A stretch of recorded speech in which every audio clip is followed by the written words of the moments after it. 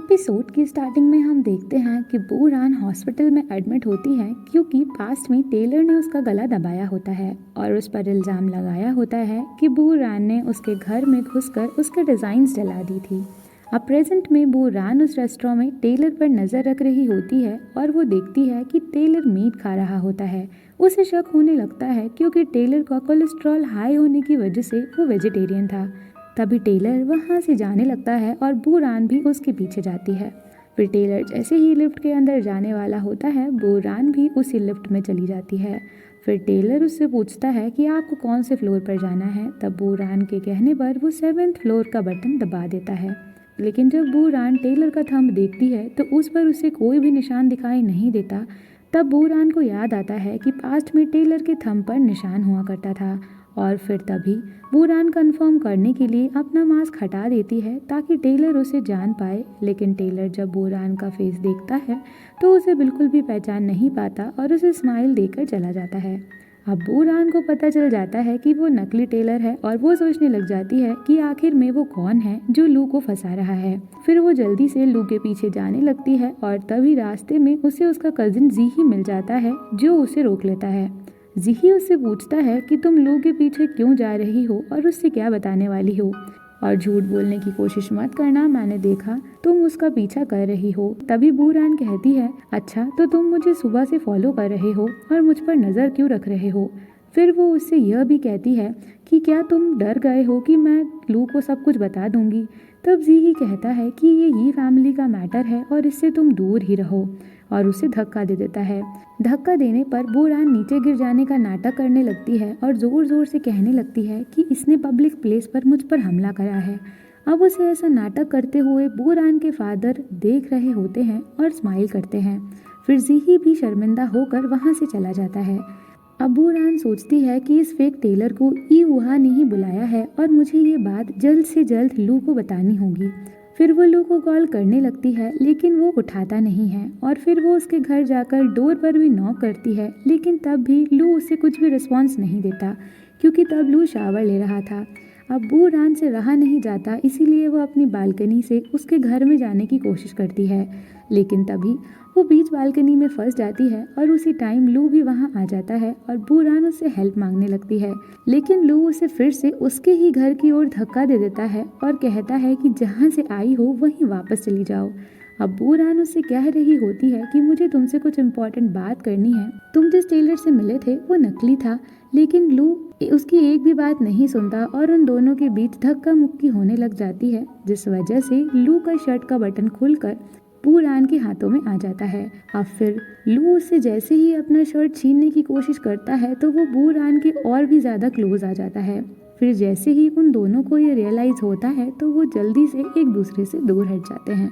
अब फिर बाद में लू उसे ज़बरदस्ती अपने घर से बाहर निकाल देता है। तब बू रान कहती है कि मुझे ऐसा ट्रीट करने से पहले एक बार मुझे एक्सप्लेन तो करने दो। तुम मेरे फ़ोन का कोई जवाब नहीं दे रहे थे और मेन डोर पर नॉक करने पर भी तुम नहीं आए और इसी मजबूरी की वजह से मुझे इस तरह बालकनी से आना पड़ा और आज जिस टेलर से तुम मिले थे वो फेक था। तभी लू कहता है, तुम्हें पता नहीं है कि इस तरह से आना कितना डेंजरस हो सकता है और तुम्हें आइडिया भी नहीं है अपने लव्ड वंस को खोने का। और तभी लू अपना डोर बंद करके घर के अंदर चला जाता है। फिर बू रान सोचने लगती है कि क्या लू को मेरी फिक्र है और तभी वो फिर से उसके डोर के बाहर से कहने लगती है कि वो टेलर फेक है।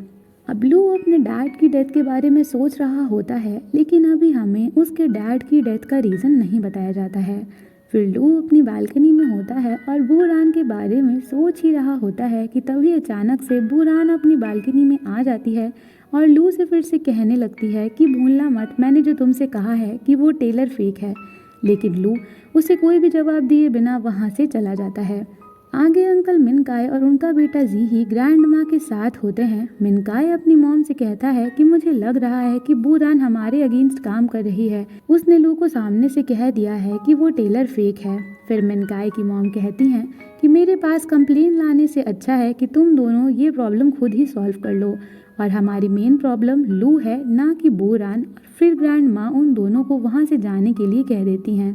अब अंकल मिनकाय और उनका बेटा बाहर आकर डिस्कस कर रहे होते हैं कि बू रान ने अभी तक तो लू को बता ही दिया होगा कि वो टेलर फेक है। तभी अंकल के दिमाग में एक प्लान आता है और वो कहते हैं कि क्यों ना हम अब असली टेलर को ज़्यादा पैसे देकर ले आएं, और फिर जैसे ही वो असली टेलर लू के सामने जाएगा तो लू अपना सारा गुस्सा उस पर निकाल देगा, और फिर जब असली टेलर के साथ लू की लड़ाई हो जाएगी तो टेलर हमारी हेल्प करने के लिए रेडी हो जाएगा, और फिर तभी उनका बेटा असली टेलर से कांटेक्ट करता है।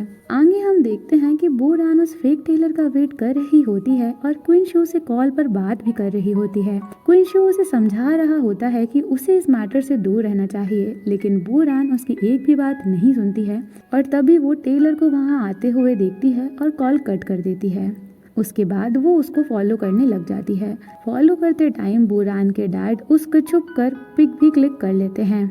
उधर क्वीन शू का बॉस शू भी उसे काम के लिए बुला लेता है। तभी क्वीन शू के पास टेलर की गर्लफ्रेंड का मैसेज आता है कि वो उसे बताती है कि टेलर ने लास्ट टाइम मुझे पागल बनाया था। उसने मुझे कहा था कि वो चाइना जा रहा है, लेकिन असल में वो दूसरी लड़कियों के साथ डेट पर था। लेकिन इस बार वो सच में चाइना आ चुका है और क्वीन शू को उसके होटल की इन्फॉर्मेशन भी सेंड करती है। अब जैसे ही क्वीन शू को ये बात पता चलती है तो वो जल्दी से जल्दी बू रान के पास जाने के लिए निकल जाता है। उधर टेलर जैसे ही लिफ्ट में जाने लगता है तो बू रान उसके साथ लिफ्ट में जाती है। फिर टेलर उससे पूछता है कि कौन से फ्लोर पर जाना है, और पहले की तरह बू रान 7th फ्लोर कहती है। फिर टेलर जैसे ही 7th फ्लोर वाला बटन प्रेस करता है तो इस बार बू रान को उसके थंब पर वो निशान दिखाई देता है, लेकिन बू रान को यही लगता है कि वो फेक टेलर है। फिर बू रान जैसे ही लिफ्ट से बाहर निकलती है तो टेलर उससे कहता है कि तुम अच्छी लग रही हो, लेकिन लास्ट टाइम ज़्यादा अच्छी लग रही थी। अब ये सुनते ही बू रान को पता चल जाता है कि ये टेलर असली है। फिर वो उसका पीछा करने लगती है। टेलर किसी से कॉल पर बात कर रहा होता है और तब बू रान छुप कर फोटो क्लिक कर लेती है। फिर टेलर जैसे ही अपने रूम में जाता है तो बू रान उसके डोर के बाहर खड़ी होकर उसकी बातें सुन रही होती है। तभी टेलर अचानक से डोर खोल देता है और बू रान को खींचकर अपने रूम के अंदर ले जाता है, और जिस कैमरे से वो टेलर के फोटोज खींच रही होती है उसको भी फेंक देता है।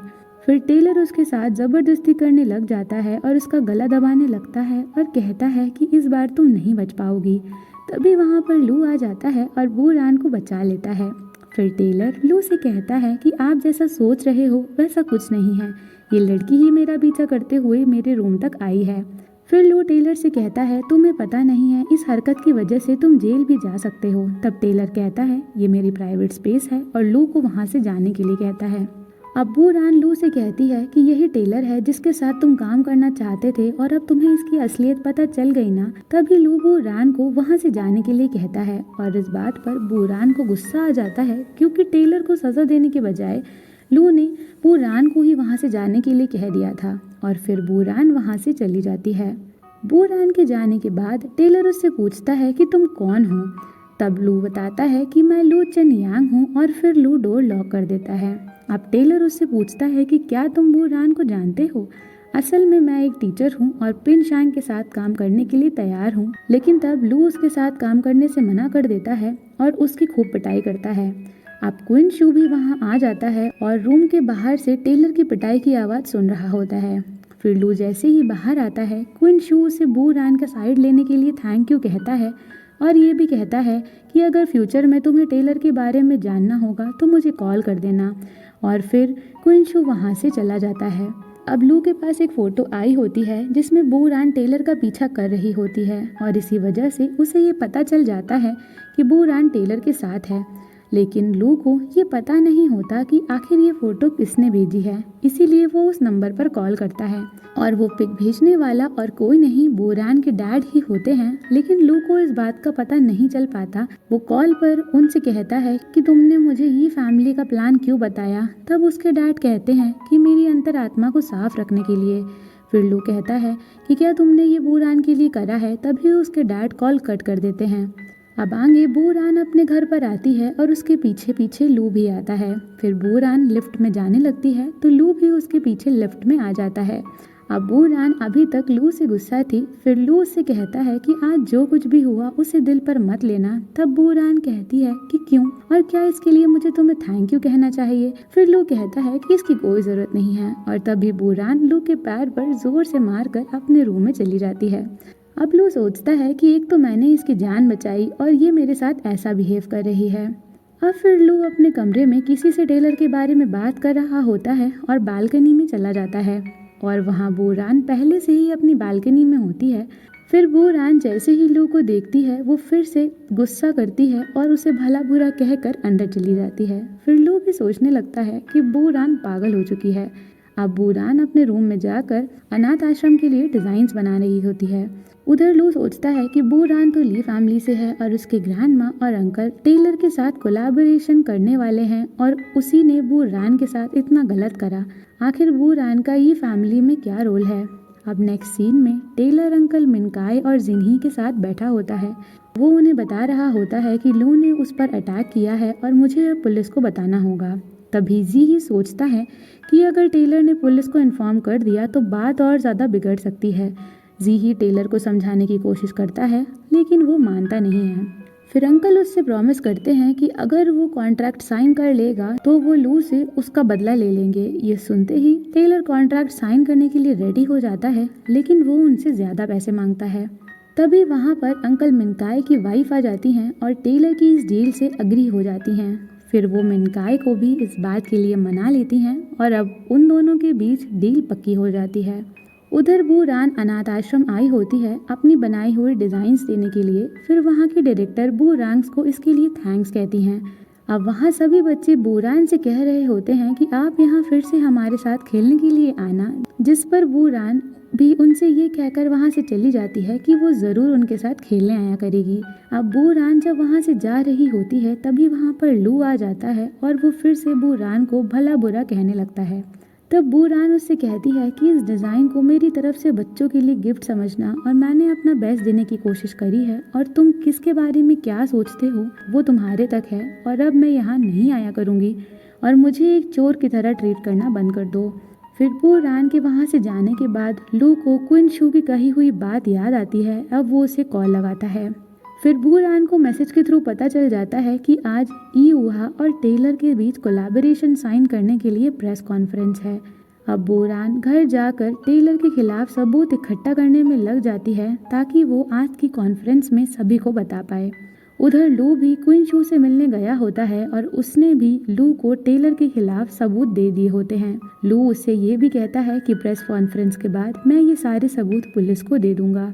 अब हमें ईऊहा और टेलर के बीच कोलैबोरेशन साइन करने वाला सीन बताया जाता है। प्रेस कॉन्फ्रेंस चालू हो चुकी होती है और वहाँ पर बूरान भी अपने सबूत और मास्क लगाकर अंदर आने की कोशिश करती है, लेकिन गार्ड उसे आने नहीं देते। लेकिन कैसे भी करके वो अंदर चली ही जाती है। फिर जैसे ही टेलर को स्टेज पर बुलाया जाता है तो वहाँ सीन पर टेलर की एक पिक्चर आ जाती है जिसमें वो एक लड़की को हरास कर रहा होता है। ये देखते ही टेलर जोर जोर से कहने लगता है कि ये पिक्चर फेक है, लेकिन सारी की सारी मीडिया उस पर चढ़ जाती है। फिर जब सिक्योरिटी टेलर को पकड़कर वहाँ से ले जा रही होती है तो टेलर लू को देखकर कहता है कि मैं तुम्हें छोड़ूंगा नहीं, तुम्हें देख लूंगा। और तभी बूरान को भी पता चल जाता है कि आखिर ये सब कुछ लू ने ही करा है, और फिर बूरान और लू दोनों एक दूसरे को देखने लगते हैं। अब बूरान लू की तरफ देखती है और लू भी उसे देख रहा होता है। फिर बूरान अपना मास्क हटाकर उसे थैंक यू कहती है। उधर ईऊहा की प्रेसिडेंट मीडिया के थ्रू आज जो कुछ भी हुआ उसके लिए सॉरी कहती है और ये भी अनाउंस कर देती है कि अब ईऊहा और टेलर के बीच कोई कोलैबोरेशन नहीं है।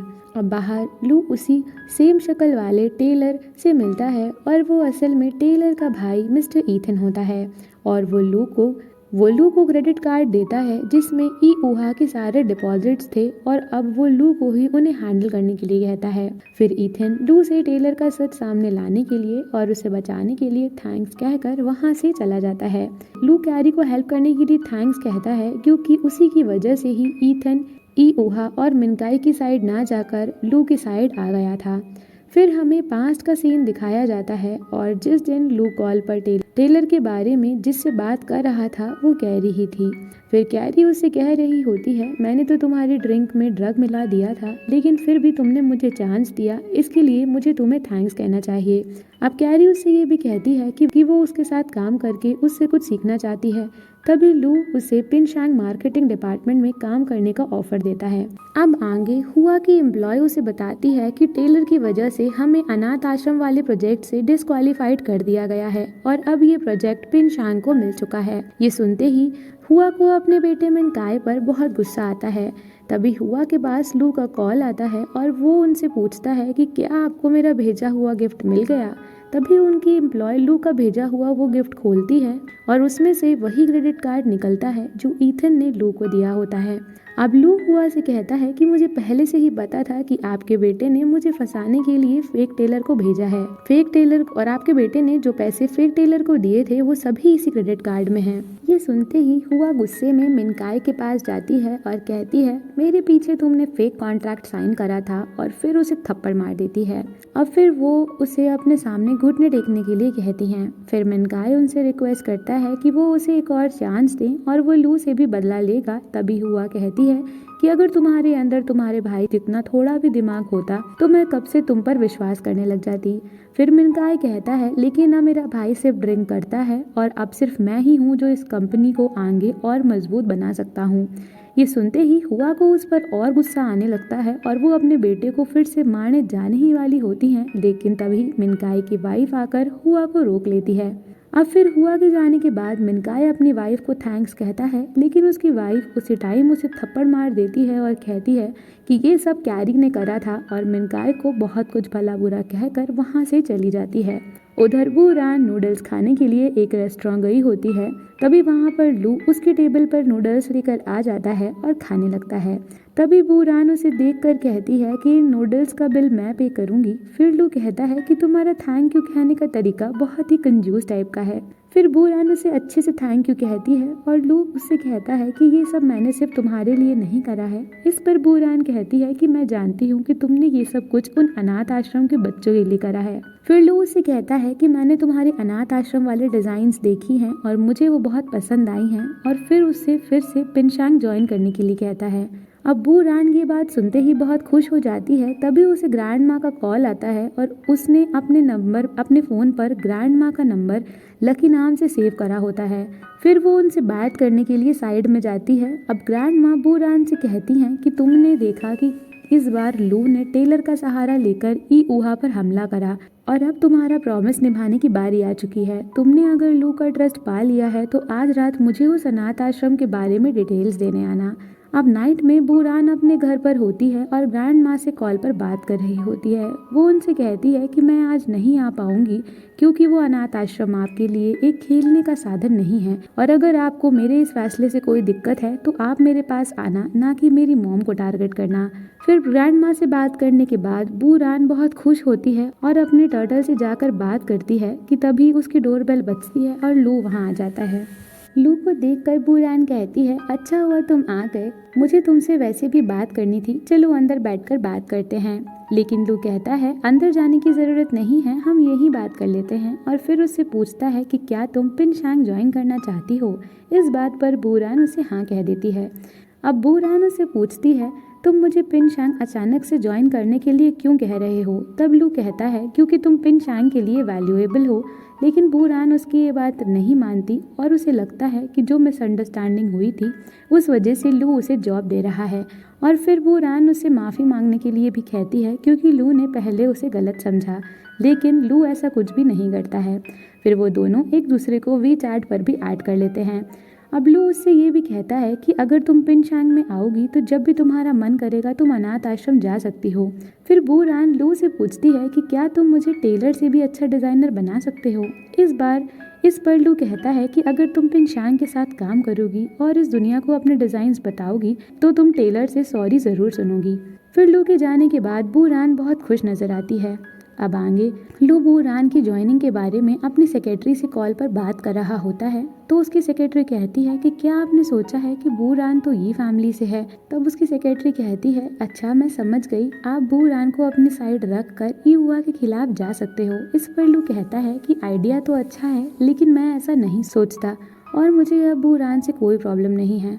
अब नेक्स्ट मॉर्निंग बूरान अपनी मॉम को लेने हॉस्पिटल गई होती है, क्योंकि अब वो डिस्चार्ज हो चुकी थी। वहाँ पर उसके डैड उससे कहते हैं कि बूरान, तुमने मुझे जो पैसे दिए थे अब वो खर्च हो चुके हैं। इस पर बूरान कहती है कि अब चिंता की कोई बात नहीं है, क्योंकि मेरी नई जॉब लग गई है। फिर उसकी मॉम उसकी न्यू जॉब के बारे में पूछती हैं और तब बूरान बताती है कि मुझे पिनशान कंपनी में जॉब मिली है। ये सुनकर डैड कहते हैं कि पिनशान तो लू की कंपनी है, जिस पर बूरान कहती है हाँ। फिर उसकी मॉम कहती हैं कि मैंने सुना है कि पिंगशांग और ईहुआ के बीच लड़ाइयाँ हैं। तब बूरान कहती है, मुझे पता है लू और ग्रैंडमा के रिलेशन के बारे में।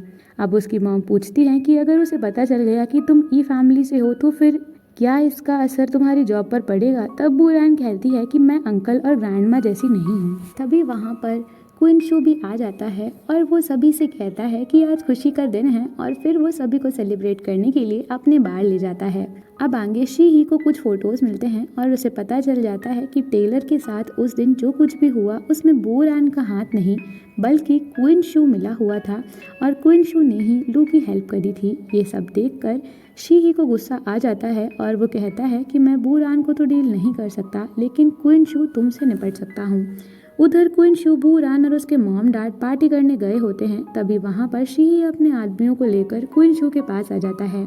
शी जाते ही क्वीन शू को डराने धमकाने लगता है कि तभी क्वीन शू उससे कहता है कि अगर तुम मुझे यहाँ सपोर्ट करने के लिए आए हो तो अंदर जाकर बैठ जाओ। तभी शी ही कहता है कि तुमने ही टेलर को फंसाने के लिए लू का साथ दिया था ना, और तुम्ही ने ये सब कुछ बर्बाद कर दिया।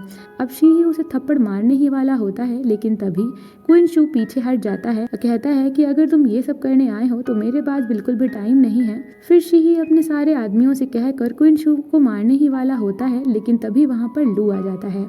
अब लू शी ही से कहता है कि क्या तुम क्वीन शू को नुकसान पहुंचाने के लिए इतने सारे आदमी लेकर आए हो। तब शी ही अपना मुंह उधर फेर कर लू से कहता है, मैं यहाँ क्वीन शू से बात करने आया हूँ। तभी वहाँ पर बाहर बूरान के मॉम डैड आ जाते हैं। वो जब शी ही को देखते हैं तो पूछते हैं कि तुम यहाँ क्या कर रहे हो। तब शी ही लू की ओर इशारा करके उनसे पूछता है कि क्या आप इसे जानते हैं। फिर बूरान के डैड जैसे ही लू को देखते हैं तो कहते हैं कि तुम तो मिंग यू के बेटे हो, बहुत सालों से तुम्हें नहीं देखा।